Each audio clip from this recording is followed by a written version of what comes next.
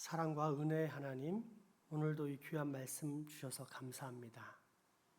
이 말씀을 볼 때 성령 하나님 함께 해주셔서 깨달아 알게 하시고 깨달아 안 후에는 이 말씀대로 준행하며 늘 주님 닮은 삶, 주님 섬기고 사랑하는 삶 살 수 있게 해주세요. 예수님의 이름으로 기도하옵나이다. 아멘. 제가 성경을 읽기 전 늘 드리는 기도문으로서 성부, 성자, 성령, 삼위일체 하나님에 대한 신앙 고백이 들어 있습니다.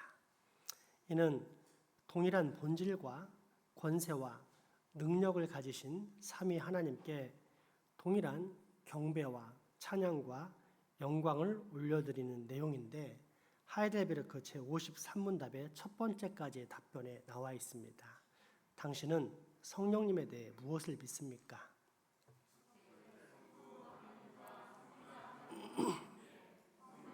영원한 하나님이십니다. 아멘. 특별히 이 문답은 우리에게 성령님에 대해 가르치는데 첫째, 성령님은 하나님이시다라는 진리입니다. 먼저 하이델베르크 53문답에서 사용한 성부 하나님과 성자 하나님과 함께 성령님은 에서 함께라는 단어에 나타난 의미입니다. 이 말은 동등한 위치를 나타냅니다. 그렇지 않다면 처럼이란 단어를 사용했을 것입니다. 예를 들어 태양처럼 환하게 빛나는 서치라이트인데 이때 처럼이란 말이 뜻하는 바가 무엇입니까? 비슷하지만 같지는 않다. 결국 차이가 있다는 뜻입니다. 밤에 수백 미터 저 멀리까지 환하게 비춰지는 것이 서치라이트입니다. 그래서 태양처럼 환한 서치라이트라는 표현을 씁니다. 그러나 실제로 태양처럼 온 천하를 환하게 비춥니까? 아닙니다. 그냥 빛이 비치는 주변만 환하게 비출 뿐입니다. 따라서 태양과는 분명한 차이가 있을 뿐더러 결국 열등합니다. 왕처럼 권위 있는 왕자의 자태란 표현도 똑같습니다. 왕자가 매우 위험 있는 자세와 태도를 갖추었기 때문에 가장 높은 권세와 위엄을 갖춘 왕에게 빗대었지만 결국 차이가 있습니다. 왕보다는 못합니다. 이것이 처럼이란 단어의 의미입니다. 그러므로 만약 성령님이 성부 하나님이나 성자 예수 그리스도보다 열등한 존재였다면 하이델베르크 교리문답은 성령님에 대해 성부와 성자처럼 이란 표현을 사용했을 것입니다. 하지만 하이델베르크 제53문답에 나온 표현은 처럼이 아닌 함께입니다.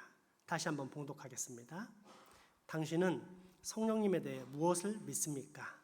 첫째, 성부 하나님과 성자 하나님과 함께 성령님은 영원한 하나님이십니다. 아멘. 그리고 이 사실은 성경에도 분명히 나타나는데 먼저 고린도전서 2장 말씀입니다. 오직 하나님이 성령으로 이것을 우리에게 보이셨으니 성령은 모든 것 곧 하나님의 깊은 것까지도 통달하시느니라. 아멘. 세상 어떤 존재가 만물의 근원이요 창조주이신 성부 하나님의 깊은 곳까지 통달할 수 있겠습니까? 아무리 뛰어난 철학자도 신학자도 심지어 천사라도 하나님의 속을 알 수 없습니다. 하나님의 속, 하나님의 마음은 오직 하나님만이 알 수 있습니다. 그런데 성경은 그런 하나님의 마음을 성령님은 통달하신다고 기록합니다. 그렇다면 성령님은 단순한 피조물이라는 뜻입니까? 아니면 하나님이시라는 말입니까? 그렇습니다. 하나님이십니다. 또한 오늘 본문 사도행전 5장의 말씀입니다. 아나니아라 하는 사람이 그의 아내 삽비라와 더불어 소유를 팔아 그 값에서 얼마를 감추매 그 아내도 알더라. 얼마만 가져다가 사도들의 발 앞에 두니 베드로가 이르되 아나니아야 어찌하여 사탄이 내 마음에 가득하여 내가 성령을 속이고 땅값 얼마를 감추었느냐. 땅이 그대로 있을 때에는 내 땅이 아니며 판 후에도 내 마음대로 할 수가 없더냐. 어찌하여 이 일을 내 마음에 두었느냐? 사람에게 거짓말한 것이 아니요 하나님께로다. 아멘. 오늘 본문에 나오는 아나니아와 삽비라 사건 직전장인 사도행전 4장에는 밭을 팔아 교회의 받침으로 큰 존경을 받은 바나바의 이야기가 나옵니다. 아나니아와 삽비라는 바나바처럼 자신의 소유를 팔아 교회 앞에 바친 상당히 훌륭한 부부입니다. 문제는 처음에는 바나바를 보면서 큰 은혜와 감동 속에 결단을 했는데 시간이 흐르면서 그 물질이 아까웠는지 어땠는지 일부는 감추고 일부만 드렸다는 것입니다. 거짓과 속임이 있었습니다. 하나님의 거룩한 교회 안에서 제대로 헌신하지 않으면서도 마치 온 정성을 다해 헌신하는 사람처럼 자신의 이름을 드러내려는 시도가 있었음을 알 수 있습니다.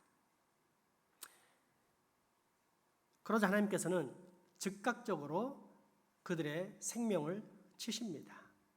교회의 일, 즉 하나님 나라의 일을 이런 식으로 할 수 없다는 것을 명확히 보여주기 위해서입니다. 무엇보다도 이때는 신약교회가 초석을 놓는 중요한 시기, 곧 이 땅에 펼쳐진 하나님의 나라가 일어나는 시기였기에 하나님께서는 이런 방법을 사용하심으로써 장차 오게 될 만대의 교회에 엄중한 교훈을 내려주십니다. 물론 지금은 그런 일이 일어나지 않습니다. 다 바치는 척하면서 얼마를 감춘다든지 정직한 척하면서 실제 수입보다 적게 11조를 드린다든지 해도 그 사람에게 즉각적인 심판이 임하지 않습니다. 만약 지금도 초대교회처럼 그런 즉각적인 심판이 일어난다면 현재 한국교회 교인들 중 절반 정도는 이미 무덤에 들어가 있을 것입니다. 또한 주일 예배 드리다가 헌금 시간만 되면 응급실에 실려가고 장례식장으로 직행하는 사람들도 부지기수일 것입니다. 그런데 헌금 시간에 그런 일이 일어납니까? 안 일어납니다. 때문에 사람들이 대범합니다. 헌금을 일부만 몰래 떼어 먹든지 아니면 통째로 떼어 먹든지 심지어 헌금을 계수하는 재정부원들이 헌금을 몰래 빼돌린다 해도 아무런 일이 일어나지 않기에 사람들이 점점 대범하다 못해 뻔뻔해지기까지 하는 시대를 살고 있습니다. 그렇다면 왜 지금은 초대교회의 아나니아와 삽비라처럼 즉각적인 죽음의 형벌을 받지 않는 것일까요? 하나님의 자비와 긍휼, 사랑과 인내 때문입니다. 즉 다시 한번 기회를 주시는 하나님의 은혜 때문입니다. 반복된 죄악에도 불구하고 지금 우리가 당장 죽지 않는 것은 어떤 사람들의 불신앙처럼 하나님이 없어서가 아니라 하나님의 오래 참으심, 오직 하나님의 은혜 때문인 것입니다. 그러나 지금은 온전하지 못한 우리의 신앙 행위보다 더 중요한 신앙의 대상에 관한 문제를 다루는 것이기에 그 초점을 다시 1, 2절이 아닌 3, 4절에 맞추도록 하겠습니다. 아나니아가 땅값을 속인 채 일부만 헌금했을 때 베드로 사도는 크게 호통을 쳤는데 첫 번째 내용은 다음과 같습니다. 아나니아야, 어찌하여 사탄이 네 마음에 가득하느냐. 헌금을 속인 것의 원인이 단순히 물질이 아깝거나 전략의 마음 때문이 아니라는 것입니다. 사탄이 가득하다. 즉 사탄이 주는 생각, 물질을 우상으로 섬기는 죄악을 네가 기꺼이 수용한다는 뜻입니다. 쉽게 말해 베드로는 아나니아가 제대로 헌금을 하지 않는 이유가 현재 우상 숭배에 빠져 있다고 날카롭게 지적하고 있는 것입니다. 그럼에도 불구하고 이것은 헌금을 더 많이 거두려고 협박하는 베드로 목사의 자의적인 해석이 아닌 예수님의 말씀입니다. 마태복음 6장 말씀 보겠습니다. 한 사람이 두 주인을 섬기지 못할 것이니 혹 이를 미워하고 저를 사랑하거나 혹 이를 중히 여기고 저를 경히 여김이라. 너희가 하나님과 재물을 겸하여 섬기지 못하느니라. 아멘. 그리고 이어지는 두 번째 호통에서 베드로 사도는 오늘 메시지의 핵심이라 할 수 있는 말인 성령님을 언급합니다. 우상 숭배, 즉 사탄이 가득한 물신 숭배 현상은 반드시 하나님을 대적하는 상태로 나갈 수밖에 없다는 것을 네가 분명히 배워서 알 텐데 왜 돌이키지 않고 결국 성령님을 속이는 상태로까지 나갔느냐라며 호통을 치고 있는 것입니다. 다시 한번 오늘 본문 사도행전 5장 3절에서 4절 말씀 보겠습니다. 베드로가 이르되 아나니아야 어찌하여 사탄이 내 마음에 가득하여 내가 성령을 속이고 땅값 얼마를 감추었느냐. 땅이 그대로 있을 때에는 내 땅이 아니며 반 후에도 내 마음대로 할 수가 없더냐. 어찌하여 이 일을 내 마음에 두었느냐. 사람에게 거짓말한 것이 아니요 하나님께로다. 아멘. 그런데 이때 주의해서 살펴보아야 할 것이 대상입니다. 3절에서는 분명히 성령님을 속였다라고 했는데 4절에 이르러서는 사람에게 거짓말한 것이 아니라 하나님께로다라고 말하고 있습니다. 베드로가 성령님을 하나님으로 인식했으며 당시의 교회와 사도행전의 저자인 누가 또한 이러한 사실을 인정했다는 것을 알 수 있습니다. 구약에서는 하나님의 신이라고 불렸던 성령님이 신약에 와서는 명확히 하나님으로 인정되신 것입니다. 그러므로 우리 또한 이제는 성령님을 하나님으로 인식하고 항상 그에 합당한 영예와 존경을 올려드려야만 합니다. 성령님께 그에 합당한 경배와 찬양을 드려야 함은 물론이고 성령님에 대해서 쓰는 용어도 매우 주의해야만 합니다. 마치 하인이나 종업원을 대하듯이 함부로 성령이 어쩌고 저쩌고 성령이 임하면 이렇고 저렇고 하는 등등의 가벼운 표현을 삼가야 합니다. 대신 성령님께서 오늘도 충만히 임재하시기를 소망합니다. 성령님께서 오늘 이 말씀에 감화 감동시켜 주시기 원합니다. 성령님의 은혜와 사랑이 이번 주에도 가득하기를 소망합니다. 라는 깍듯한 존칭과 존경의 언어를 사용해야 합니다. 왜냐하면 성령님은 하나님이시기 때문입니다. 둘째, 성령님은 인격적이신 분이라는 진리입니다. 여러분, 하나님이 인격체이십니까? 물질입니까? 예수님이 인격체이십니까? 아니면 기계입니까? 마찬가지로 같은 하나님이신 성령님 또한 물질이나 기계가 아닌 인격체이십니다. 그런데 우리는 그동안 성령님을 인격체가 아닌 어떤 신령한 기운이나 능력 또는 어떤 특별한 영적 도구 정도로 인식해 왔습니다. 여기에는 여러 가지 이유가 있겠지만 무엇보다도 올바른 신학이 부족했던 예전 부흥사들, 또 그런 부흥사들을 흉내냈던 목사나 전도사들의 영향력을 무시할 수 없습니다. 부흥회나 은사 집회에서 강사들이 입으로 슉슉거리는 소리를 내면서 불 받아라, 성령 받아라 라는 식으로 말하면서 자신이 마치 성령을 발사할 수 있는 발사대인 것처럼 행동하며 또한 성령은 마치 던져지는 물건인 것처럼 말했던 부흥사들, 또 그걸 그대로 따라했던 목사, 전도사들이 얼마나 많았습니까? 그리고 이런 부흥사들의 흔한 레퍼토리는 한국교회의 문제는 성령이 부족하다는 것입니다. 그래서 능력이 나타나지 않는다고 말합니다. 그러므로 성도들이 반드시 성령을 받아야만 하는데 이처럼 성령을 받게 되면 방언을 하고 예언을 하고 병 고치는 역사가 일어나며 심지어 악귀를 쫓아내는 일까지 일어날 것이라고 주장했습니다. 어떻습니까? 과거에 많이 들어본 외침이며 지금도 상당히 많은 사람들이 추종하는 성령에 관한 생각이지 않습니까? 이런 성령론이 뭐가 잘못되었을까요? 다 맞는 이야기 같은데, 아니 지금까지 그렇게 배워왔고 알아왔는데 도대체 뭐가 잘못되었다는 말입니까? 뭐가 잘못되었을까요? 그것은 성령의 역사를 외적이고 종교적인 현상으로만 이해했다는 사실입니다. 물론 방금 열거한 현상들이 성령의 역사로 나타나는 현상이 아니라고 부정하는 것은 결코 아닙니다.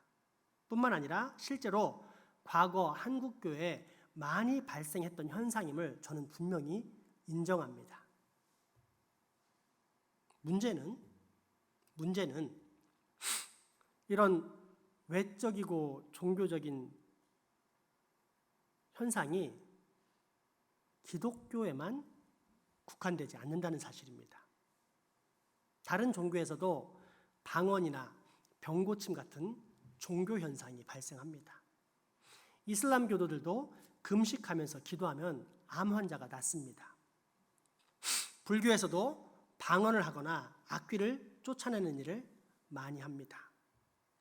그러므로 이러한 외적이고 종교적인 현상을 가지고 이것이 마치 성령님의 핵심이자 전체 역사인 것처럼 이야기한다는 것은 결국 우리 기독교 복음의 독특성을 설명하지 못하는 것입니다. 또 다른 우상 숭배를 조장하는 일을 소위 영적 지도자들이라고 할 수 있는 평신도 지도자들, 목회자들이 하는 것입니다. 그렇다면 우리 기독교에서 말하는 거룩한 영의 역사, 여타 종교와는 확연히 구별되는 복음에 나타나는 성령님의 역사란 과연 무엇입니까? 죄사함, 중생, 부활, 교회, 심판, 천국과 지옥, 영원한 생명, 새하늘과 새 땅 같은 성경의 선포들이 믿어지는 역사입니다.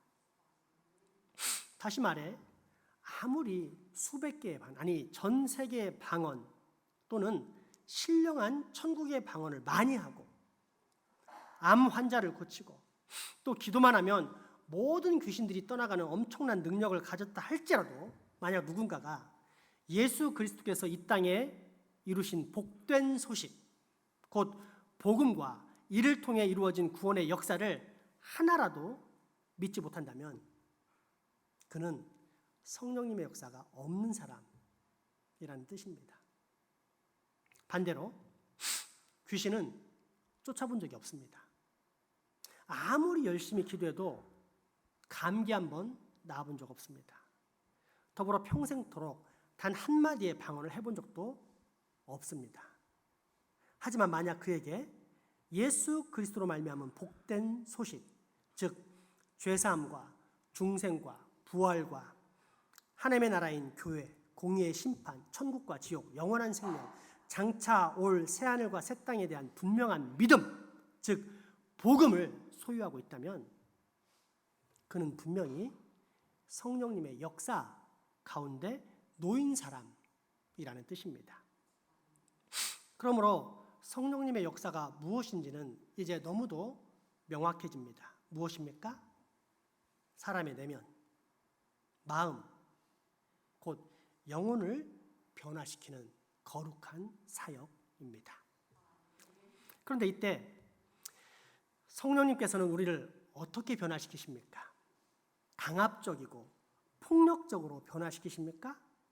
그래서 교회 왔는데 예수님을 믿지 않으면 창고에 가둬놓는다든지 또는 꽁꽁 묶은 후 믿을 때까지 곤장을 치심으로써 믿게 하십니까? 성령님께서 그렇게 일하십니까? 아닙니다. 이해를 주십니다. 설득하십니다. 감동시키십니다. 믿음을 갖도록 끊임없이 권유하십니다. 그러면 변화됩니다. 또 그렇게 당신의 택한 백성들이 돌이킬 수 있도록 끝까지 사랑으로 인내하시고 기다리십니다. 그렇다면 이처럼 설득하시고 이해시키시고 권유하시며 또 기회를 주시며 기다리시는 성령님은 과연 어떤 분이란 뜻입니까? 기계적인 존재라는 뜻입니까? 아니면 인격적인 존재라는 뜻입니까? 맞습니다. 인격적인 존재, 인격적인 하나님이십니다. 때문에 그처럼 끝까지 우리를 지키시고 인도하시며 설득하시고 이해시키시며 또한 감화 감동으로 우리를 구원시키시는 것입니다. 뿐만 아니라 지금도 우리 곁에 찾아오사 우리의 연약한 마음과 육체를 만지시며 이렇게 위로하시고 또 회복시켜 주십니다. 얘야, 산다는 게 참 힘들지. 아무도 너를 이해하지 못하고 또 아무도 네 편이 되어주지 않지. 그래서 많이 힘들지. 그래도 너무 걱정하지 마. 내가 있잖아. 내가 네 편이야. 세상 모든 사람들이 다 너를 버릴지라도 나는 절대 너를 버리지 않아. 언제나 너와 함께 있었고 또한 앞으로도 영원히 너와 함께 할 거야. 그러니 힘내. 위로와 회복의 영, 보호와 인도의 영, 곧 하나님의 영, 성령님의 어루만지심이 있기에 우리는 넘어져도 다시 일어나며 또한 쓰러져도 늘 새 힘을 공급받게 되는 것입니다. 그러니 성령님을 주인으로 모신 우리는, 성령님을 하나님으로 모신 우리는 그 얼마나 행복하고 든든한 소망의 백성입니까? 이 시간 다시 한번 제가 성경 통독 전에 드리는 기도문을 읽어보도록 하겠습니다. 사랑과 은혜의 하나님, 오늘도 이 귀한 말씀 주셔서 감사합니다. 이 말씀 볼 때 자막 부탁해요. 성령 하나님 함께 해주셔서 깨달아 알게 해주시고 깨달아 안 후에는 이 말씀대로 준행하며 늘 주님 닮은 삶, 주님 섬기고 사랑하는 삶 살 수 있게 해주세요. 예수님의 이름으로 기도하옵나이다. 아멘. 여러분 기억하기 위해서 다 같이 한번 읽어보겠습니다. 하나님, 오늘도 이 귀한 말씀 주셔서 감사합니다. 이 말씀을 볼 때 성령 하나님 함께 해주셔서 깨달아 알게 하시고 깨달아 안 후에는 이 말씀대로 준행하며 늘 주님 닮은 삶, 주님 섬기고 사는 삶 살 수 있게 해주세요. 예수님의 이름으로 기도하옵나이다. 아멘. 처음의 혹격 하나님은 천지를 창조하시며 이 세상 온 천하 만물을 다스리시는 만물의 근원 성부 하나님에 대한 경외를 나타내는 호칭입니다. 창세기 1장 1절입니다. 태초에 하나님이 천지를 창조하시니라. 아멘. 두 번째, 성령님을 부르며 모시는 이유는 곧 읽게 될 성경이 성령님의 감동으로 되었기 때문입니다. 성령님의 감동으로 된 성경을 읽으려면 당연히 성령님의 조명하심, 즉 깨닫게 해주심과 해석해 주심이 필요하지 않겠습니까? 그래서 성령님을 초청합니다. 먼저 디모데후서 3장 15절에서 17절 말씀입니다. 또 어려서부터 성경을 알았나니 성경은 능히 너로 하여금 그리스도 예수 안에 있는 믿음으로 말미암아 구원에 이르는 지혜가 있게 하느니라. 모든 성경은 하나님의 감동으로 된 것이며 교훈과 책망과 바르게 함과 의로 교육하기에 유익하니 이는 하나님의 사람으로 온전하게 하며 모든 선한 일을 행할 능력을 갖추게 하려 함이라. 아멘. 그리고 베드로후서 1장 20에서 21절 말씀입니다. 먼저 알 것은 성령의 모든 예언은 사사로이 풀 것이 아니니 예언은 언제든지 한 사람의 뜻으로 낸 것이 아니요 오직 성령의 감동하심을 받은 사람들이 하나님께 받아 말한 것임이라. 아멘. 아멘. 마지막 주님이라는 호칭은 예수님에 대한 호칭입니다. 물론 주님은 성부 하나님 또한 성령 하나님께도 사용됩니다. 왜냐하면 결국 성부, 성자, 성령은 삼위일체의 한 하나님이시기 때문입니다. 그럼에도 불구하고 여기에서는 예수님을 대신해서 부르는데 이유는 하나님께서 우리로 보이지 않는 당신의 형상을 볼 수 있도록 예수 그리스도를 이 땅에 성육신케 하셨기 때문입니다. 나아가 예수 그리스도로 말미암아 거듭난 성도인 우리 그리스도인의 목적은 결국 예수님을 닮아가는 것이기 때문입니다. 이처럼 예수님을 사랑하는 것, 또한 예수 그리스도의 장성한 분량에까지 자라는 것이 성도의 목적이기에 내 인생의 주인이신 예수님을 주님으로 모셔드리면서 다음과 같이 기도하는 것입니다. 이 말씀을 깨달아 안 후에는 늘 주님 닮는 삶, 주님 섬기고 사랑하는 삶 살 수 있게 해주십시오. 에베소서 4장 말씀과 로마서 8장의 말씀 이어서 읽겠습니다.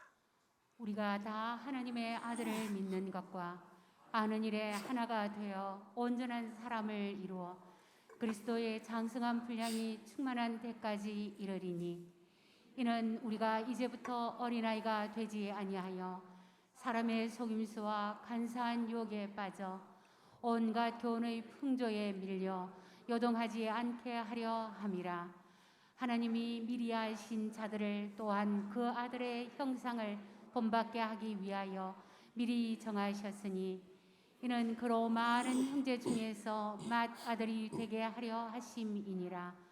또 미리 정하신 그들을 또한 부르신 그들을 또한 의롭다 하시고 의롭다 하신 그들을 또한 영화롭게 하셨느니라. 아멘. 이렇게 삼위일체 하나님에 대한 온전한 신앙 고백을 담아 저는 성경 통독 전에 늘 다음과 같은 기도를 드리는 것입니다. 우리 다시 한번 그 기도문을 다 같이 확인하면서 봉독해 보도록 하겠습니다. 하나님, 오늘도 이 귀한 말씀 주셔서 감사합니다. 이 말씀을 볼 때 성령 하나님 함께 해주셔서 깨달아 알게 하시고 깨달아 안 후에는 이 말씀대로 준행하며 늘 주님 닮은 삶, 주님 섬기고 사랑하는 삶 살 수 있게 해주세요.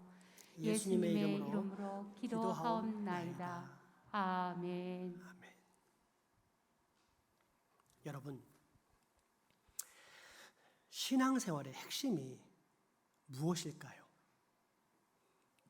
예수 믿고 복받아 이 땅에서 누릴 거 잘 누리며 살다가 결국에 천국 가는 것? 마치 이 땅에서 실비보험을 들어 어떤 사고가 났을 때 보상받는 것처럼 미리 천국보험을 들어놓는 것. 그런 보험 신앙생활.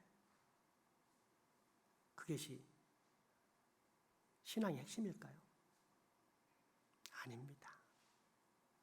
신앙생활의 핵심 또는 본질은 나를 구원하신 삼위일체 하나님을 온전히 알고 이후 그 하나님을 하나님으로 대접하는 것입니다. 그래서 지금까지 우리는 성부 하나님과 더불어 성자 예수 그리스도에 대해서 배워왔습니다. 그리고 지금은 성령 하나님에 대해서 배우고 있습니다. 이때 우리가 제일 먼저 회복해야 할 것은 무엇일까요? 성령님에 대한 태도입니다. 과거에 잘못 알아왔고 가르쳐왔던 성령에 대한 개념, 즉 성령님을 신령한 기운이나 능력 또는 어떠한 특별한 도구처럼 취급해왔던 태도를 먼저 저 멀리 내던져버리는 것입니다. 그리고 이후 성령님을 온전히 알 뿐더러 또한 그 온전하신 성령님을 하나님으로 대접하는 것입니다. 그렇기에 이 시점에서 우리가 가장 먼저 회복해야 할 것은 성령님에 대한 용어입니다. 더 이상은 성령님을 도구 취급하지 말아야 합니다.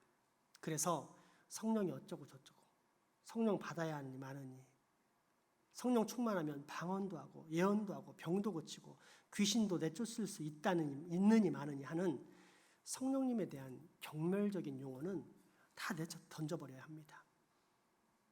그리고 성령님을 성령님이라고 부르는 것입니다. 그래서 성령님을 성령님으로 대접하는 것입니다. 이것이 제3위 하나님이신 성령님에 대해 우리가 저질렀던 과거의 모든 죄악을 다 청산하는 자세입니다. 뿐만 아니라 이것이 곧 성령님에 대해 우리가 반드시 갖추어야만 하는 올바른 신앙 고백입니다. 그러므로 이 시간 우리 다 같이 이러한 마음을 담아 우리의 신앙을 고백하겠습니다. 성령님에 대한 올바른 호칭과 더불어 성령님에 대한 올바른 의존을 통해 성령님께 우리의 올바른 신앙 고백을 실제로 올려드리겠습니다. 함께 읽겠습니다. 성령님, 당신은 거룩하신 하나님이십니다. 아멘. 성령님, 내 모든 찬양과 경배와 존귀와 영광을 받아 주시옵소서. 아멘. 성령님, 죄악에 물든 나를 구원하소서. 아멘. 성령님, 나로 예수 그리스도를 믿게 하여 주시옵소서. 아멘. 성령님, 내게 정한 영을 창조하시고 정직한 영을 새롭게 하소서. 아멘. 성령님, 나를 보호하시고 인도하옵소서. 아멘. 성령님, 항상 나와 함께 하시며 또한 영원토록 나를 생명의 길로 이끌어 주시옵소서. 아멘. 이렇게 고백하면 늘 언제나 늘 우리와 함께 하시는 성령님께서는 우리에게 더욱 충만히 임재하사 또한 우리를 더욱더 거룩한 하나님의 영으로 가득 채우실 것입니다. 우리 이 시간 이 성령님에 대한 신앙을 찬양으로 고백해 보기 원합니다. 찬송가 179장 성령님을 모시어드리는 찬양을 하나님께 올려드리겠습니다.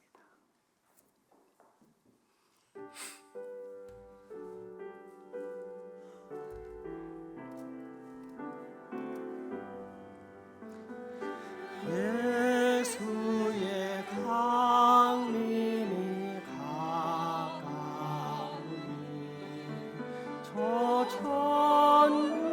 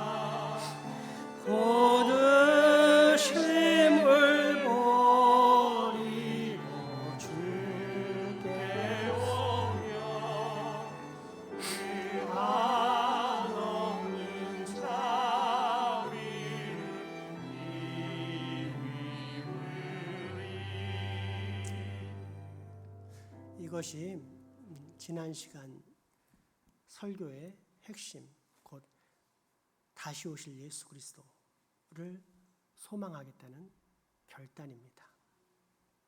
그런데 예수님의 재림을 소망하는 건 내가 하겠다라는 의지로 절대 되지 않습니다. 하나님의 영이 임하실 때 우리는 다시 오실 예수님을 기대하며 소망할 수 있는 것입니다. 그러므로 이 시간 찬송가 190장 다시 한번 찬양할 때 성령님 내게 참 믿음을 주십시오.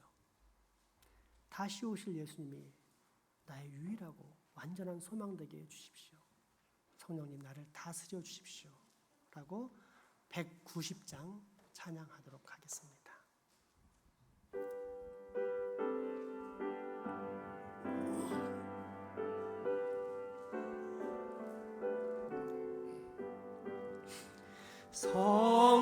성령이여 강림하사 나를 감하시오 애통하며 내 맘만 충만하게 하소서 예수여 이오니 나의 기도 들으사 애통하며 내 맘만 충만하게 하소서 성령이여 강림하사 그 신 권능 주소서 원하옵고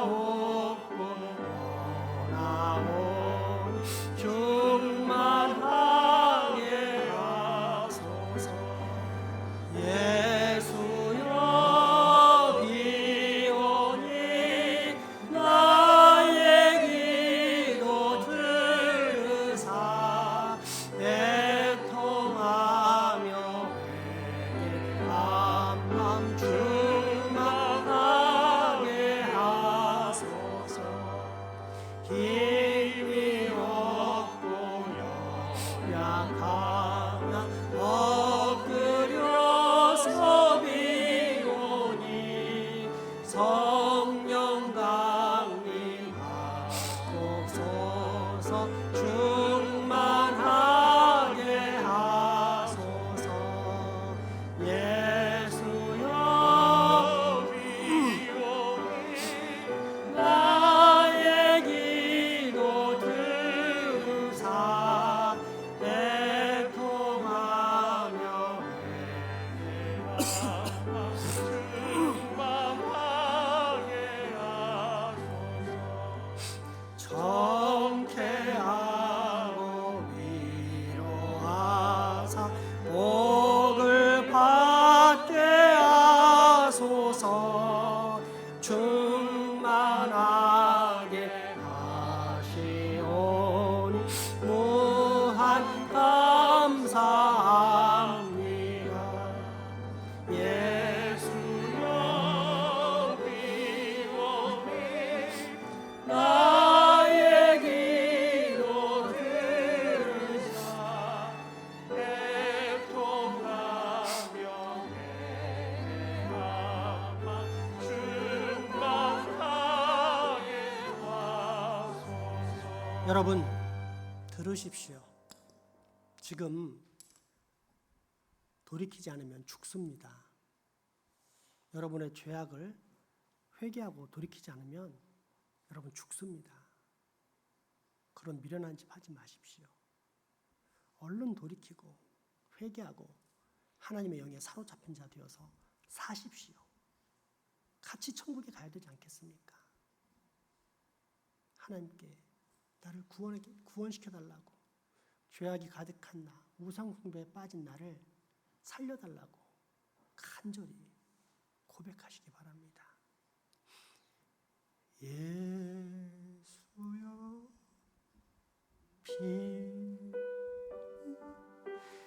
나의 기도 들으사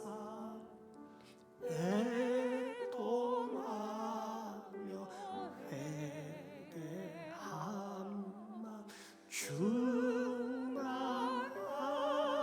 마지막으로 다시 한번 간절히 고백합시다. 예수여 비오니 예수여 비오니 나의 기도 들으사 애통하며 회개한 맘 충만하게 하소서.